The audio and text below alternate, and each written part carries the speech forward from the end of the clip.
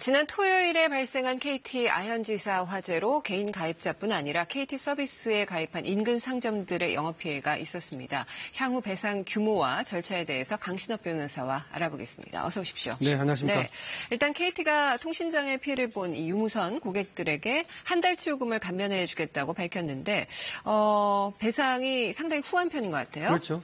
KT 약관에 의하면 3시간 이상 연속적으로 서비스가 안 되면 6배까지 이렇게 보상할 수 있도록 돼 있거든요. 네. 그리고 6배면 한 3일 정도 지금 안 됐거든요. 네. 그러면 18일이 되지 않습니까? 그렇죠. 그런데 한 달이면 그 2배를 해준 거니까 네. 이번 사안의 심각성이라든지 그리고 잠시 동안 안 되는 거하고 이렇게 3일 동안 안 되는 거는 질이 다르죠. 그렇죠. 그래서 아마 KT에 선제적으로 한 달에 요금 감면을 들고 나왔다. 이렇게 볼 수 있겠죠. 네네.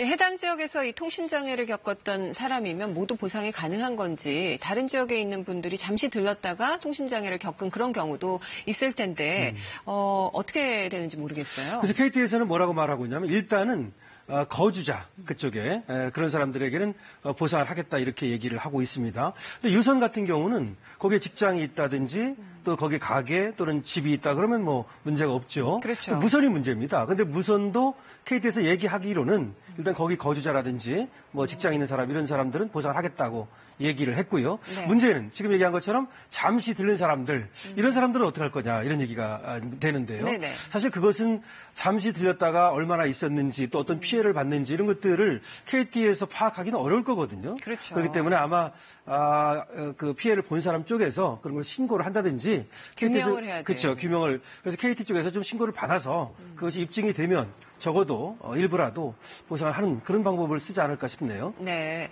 KT망을 쓰는 알뜰폰 이용자들도 역시 보상을 받을 수 있을까요? 맞습니다. 이제 그 알뜰폰은 KT망을 쓰는 경우도 있고 뭐 다른 망을 쓰는 네. 경우도 있는데 지금 KT에서 얘기하기를 KT에서 책임지고 보상하겠다. 그러니까 KT망을 쓰는 경우 말이죠. 원래는 망만 쓰는 거지. 원래는 이제 그 사업자는 다르거든요. 그럼에도 불구하고 그 사업자가 이렇게 뭐 배상을 할 만한 형편은 안 되니까 이건 더구나 KT망에 의한 것이니까 KT에서 보상을 하겠다고 얘기하고 있습니다. 네, 사실 제일 큰 문제는 소상공인들이에요. 무려 17만여 명의 자영업자들이 피해 본 걸로 이제 추산되고 있는데 내용을 보니까 상상 초월하는 그런 사연들이 너무 많더라고요. 그렇죠. 예. 일단은 세 가지로 얘기를 해볼 수 있는데 중국집이라든지 뭐 피자 가게 또 뭐 치킨점 이런 데는 거의 전화로 주문이 많이 이루어지잖아요. 그렇죠. 그러니까 전화 주문이 일단 안 됐다는 거. 예. 그다음 또 인터넷 주문 같은 거 많은데 그것도 이제 안 됐지 않습니까? 그래서 이와 같이 배달형 가게는 굉장히 피해를 본 것으로 볼 수 있습니다. 두 번째는 PC방 같은 곳인데요. PC방이야 인터넷이 안 되면 뭐 PC방 자체가 잘 안 되는 것이니까요. 영업 중단이죠. 그렇죠. 그것도 예. 문제고. 네. 또 거기가 아니라 하더라도 미용실이라든지 또 뭐 이런 데도 카드 결제, 음식점 이런데 그렇습니다. 그런 것들이 안 돼가지고 피해를 받습니다. 그래서 지금 나오는 얘기는 한 30-40% 정도, 또 20-30% 정도 며칠에게 감소를 가져왔다라고 얘기하거든요. 네. 이제 아무래도 현금 결제 같은 것이 또 현금을 가지고 다니는 사람들이 별로 없었지 않습니까? 그래요. 등등등등. 그런데 이제 문제는 이런 피해가 이제 과연 그 손해배상이 될지는 사실은 여러 가지 좀 따져봐야 될 문제가 있습니다. 네, 이렇게 영업 손실이 있었던 부분에 대해서 배상이 어떻게 이루어질 수 있을까요? 원래가 우리가 아까 왜 1개월치 요금을 감면해 준다 했잖아요. 네네. 그건 집적 손실이라고 그럽니다. 그리고 통상 손해라고 얘기를 해요. 네. 이런 것들은 이제 바로 그렇게 1개월치 얘기를 하고 나왔으니까 문제가 없죠. 근데 문제는 전화가 안 돼서 인터넷이 안 돼서 카드가 안 돼서 내가 장사를 못해서 손해를 봤다. 이거는 간접 손해라고 얘기를 해요. 그렇네요. 그리고 특별 손해라고 얘기를 하고요. 아까 왜 요금 같은 거야 일률적으로 계산을 할 수 있겠죠. 근데 가게는 그날 문을 안 여는 사람도 있을 것이고 어떤 사람들은 일요일 날 장사 안 하는 사람도 있잖아요. 그렇죠. 어떤 사람은 하는 사람도 있을 것이고 손해가 크고 작고 일률적으로 계산할 수 없어요. 예. 이 말은 손해를 요구하는 쪽에서 증명을 해야 된다는 말이에요.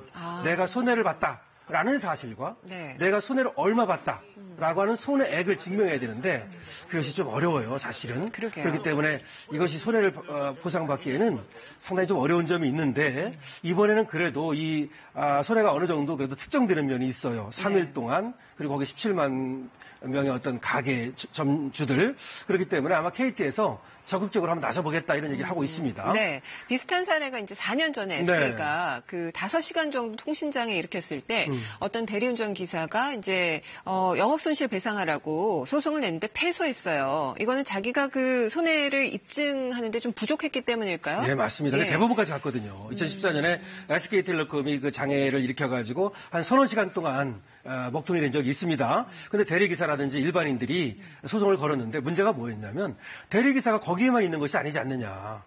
거기에만 있는 것도 아니고 또 일반인들도 얼마의 피해를 어떻게 봤다는 것인지 입증이 안 됐다고 그래서 그래서 아까도 말씀드렸지만 입증이 돼야 되거든요. 그래서 이제 패소를 했습니다. 근데 이번에는 저번하고는 좀 다른 건 있어요. 그렇죠. 저번에는 이제 대리기사 같은 경우는 왔다 갔다 하기 때문에 꼭 거기서 피해를 받는지도 좀 알 수 없는 것이고 그랬지만 네. 이번에 거기에서 정주해가지고 정착해서 가게를 하는 사람들 네. 이런 사람들은 손해를 어떤 입증을 좀 할 수 있다고 보는데 네. 그게 이런 거죠. 단순 영업 손실. 그러니까 3일 동안 원래는 전년도에 그 시점에 50만 원의 매출이 올랐는데 이번에 30만 원밖에 안 됐다. 그럼 20만 원 줄었죠? 그렇죠. 뭐 그런 식으로 입증을 좀 하는 것은 가능하리라고 생각이 됩니다. 그렇군요.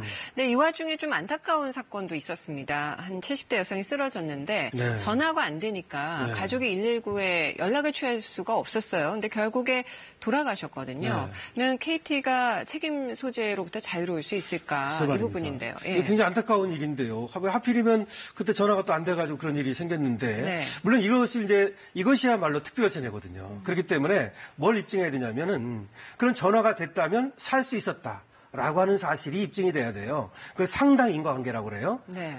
그런데 이제 그런 것들이 좀 입증하기가 좀 어려울 수 있고요. 그다음에 KT의 과실이 있어야 되고 그것이 예측 가능성. 다시 말하면 KT가 피할 수 있었는데도 불구하고 못 피했다. 그다음에 금방 말씀드렸듯이 그렇게 전화만 제대로 됐더라면 그분이 돌아가시지 않았을 것이다. 이런 상당 인과관계 이런 것들이 입증이 돼야 되는데 지금까지의 법리에 의하면 네. 사실은 손해배상을 받기는 어렵습니다. 네, 알겠습니다. 오늘 말씀 잘 들었습니다. 네, 고맙습니다.